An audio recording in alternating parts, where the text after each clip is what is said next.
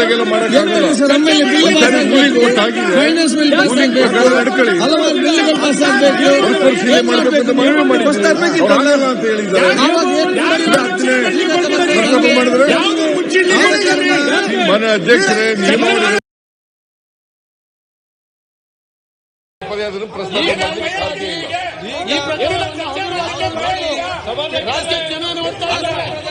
ಸಾಧ್ಯ ಇಲ್ಲ.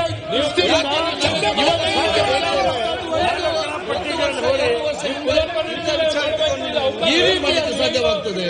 ಒಬ್ಬ ಮುಖ್ಯಮಂತ್ರಿ 1 ವರ್ಷ 2 ವರ್ಷ ಹಿಂದೆ ವಿಚಾರ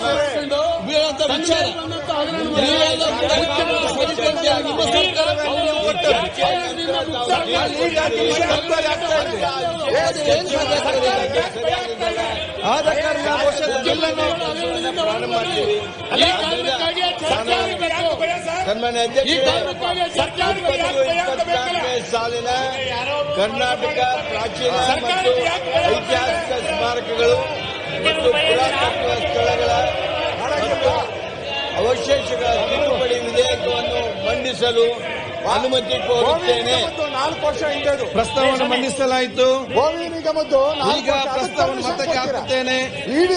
ಪ್ರಸ್ತಾವನೆ ಹೀಗಿದೆ: 2024 ಸಾಲಿನ ಕರ್ನಾಟಕ ಪ್ರಾಚೀನ ಮತ್ತು ಐತಿಹಾಸಿಕ ಸ್ಮಾರಕಗಳು ಮತ್ತು ಪುರಾತತ್ವ ಸ್ಥಳಗಳ ಮತ್ತು ಅವಶೇಷಗಳ ತಿದ್ದುಪಡಿ ವಿಧೇಯಕವನ್ನು ಮಂಡಿಸಲು ಸಭೆಯು ಅನುಮತಿ ನೀಡಬೇಕು.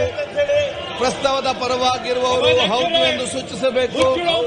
ಪ್ರಸ್ತಾವದ ವಿರೋಧವಾಗಿರುವವರು ಇಲ್ಲ ಎಂದು ಸೂಚಿಸಬೇಕು. ಪ್ರಸ್ತಾವ ಹೌದು ಪರವಾಗಿದೆ.